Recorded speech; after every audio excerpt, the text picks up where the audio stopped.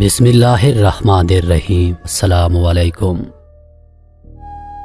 ایک شخص جسے لوگ ٹڈا کہتے تھے اپنی بیوی کو لے کر اپنے مقامی گاؤں سے نکل کر دوسرے گاؤں میں آباد ہو گیا۔ فیصلہ کیا اس نئے گاؤں میں اپنی شناخت پیدا کروں گا۔ اب لوگ مجھے ٹڈا نہیں بلکہ پیر صاحب کہیں گے۔ بیگم نے پوچھا وہ کیسے؟ جواب دیا اس گاؤں کے چودھری کی بہن کے پاس ایک قیمتی ہار ہے، بس تم وہ ہار کسی طرح چرا کر مجھے دے دو، پھر دیکھتی جاؤ۔ بیگم نے حکم کی تعمیل کرتے ہوئے کمال مہارت کے ساتھ ہار چرایا اور لا کر ٹڈے کو دے دیا۔ دوسری جانب گاؤں میں ہنگامہ ہو گیا اور ہار کی خبر جنگل میں آگ کی طرح پھیل گئی۔ ٹڈے نے اپنی بیوی کو کہا جا کر چودھری کی بہن کو بتا آؤ کہ میرا خاوند بہت بڑا بزرگ ہے، لوگوں کی گمشدہ چیزیں برآمد کرتا ہے۔ اس بات پر چودھری اپنے گھرانے اور گاؤں والوں کو ساتھ لے کر ٹڈے کے ہاں حاضر ہو گیا اور پیر صاحب سے کہا جی پیر صاحب بتائیے ہمارا ہار کہاں ہو سکتا ہے؟ ٹڈے نے راتوں رات ہی ہار چودھری کے گھر کی چھت پر پھینک دیا تھا۔ بتایا آپ کا ہار کسی نوکرانی نے چرایا تھا جس نے بعد میں خوفزدہ ہو کر آپ کی چھت پر پھینک دیا، جا کر اٹھا لاؤ۔ وہاں سے ہار ملنے کے بعد اس ابتدائی کرامات پر سارا گاؤں پیر صاحب کا مرید ہو گیا، مگر چودھری جو اندھوں میں کانا راجا تھا اسے پیر صاحب کھٹکنے لگے۔ گاؤں والوں کو سمجھایا یہ آدمی مجھے فراڈ معلوم ہوتا ہے، مگر گاؤں والے انکار کرتے رہے۔ چودھری نے پیر صاحب کو ایک اور آزمائش میں ڈالا، مگر خوش قسمتی سے وہ اس آزمائش میں بھی کامیاب ہو گیا۔ لوگوں نے چودھری کو سمجھایا اب بس کرو، بزرگوں پر شک نہیں کیا جاتا۔ چودھری پریشان ہو گیا اور عہد کر لیا جو بھی ہو میں اس پیر کا بھانڈا پھوڑ کر ہی چین لوں گا۔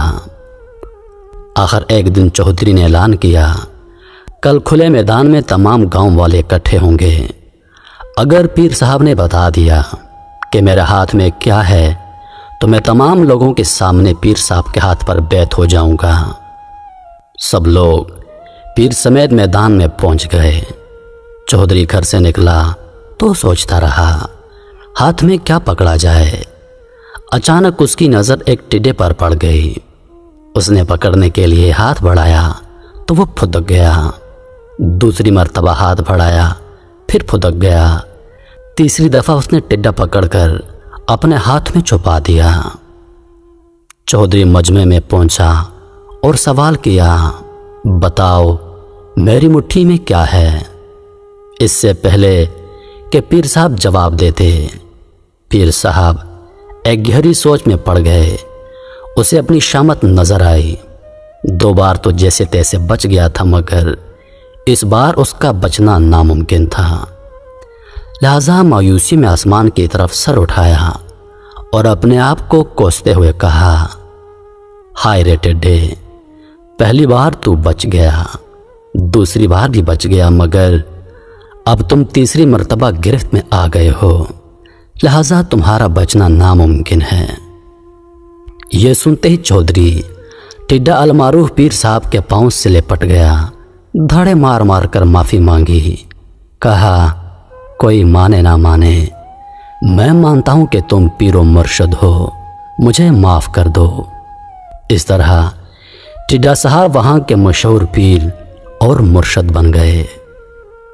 میرے عزیز دوستو، کہانی سنانے کا مقصد ہے کہ آج کل ہمارے معاشرے میں یہ ناسور اتنا زیادہ ہو چکا ہے جس نے ہماری نسلیں برباد کر دی ہیں۔ میرے عزیز دوستو، اللہ کے ولی، اللہ کے دوست اور سچے پیر اس دنیا میں موجود تھے، دنیا میں موجود ہیں اور قیامت تک دنیا میں موجود رہیں گے، لیکن کچھ فراڈ لوگ یہ لباس اوڑھ کر اس معاشرے کو بدنام کر رہے ہیں، اس معاشرے کے لوگوں کے ساتھ کھلواڑ کر رہے ہیں۔ ہمیں چاہیے کہ ہم ایسے لوگوں کی شناخت کریں۔ ہم جن لوگوں کے پاس جا رہے ہیں آیا वो सच्चे पीर हैं।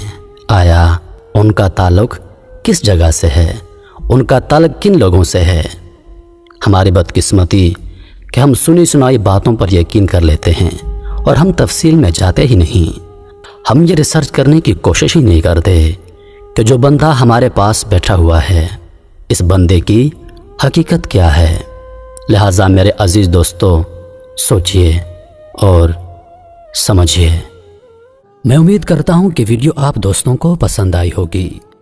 वीडियो पसंद आ जाए तो लाइक और शेयर ज़रूर कर दीजिएगा और आने वाली नई वीडियोस के लिए हमारे चैनल को सब्सक्राइब कर दें और साथ में मौजूद घंटी के बटन को ज़रूर दबा दें ताकि हमारी हर नई आने वाली वीडियो सबसे पहले आप तक पहुँचे। मुझे दीजिए इजाज़त। सांसों ने वफा की तो अगली बार एक और वीडियो लेकर आपकी खिदमत में हाजिर होऊंगा। तब तक के लिए खुदा हाफिज। अल्लाह पाक आप सबका हाफिज़ों निगहबान। हंसते रहिए और हमेशा मुस्कुराते रहिए।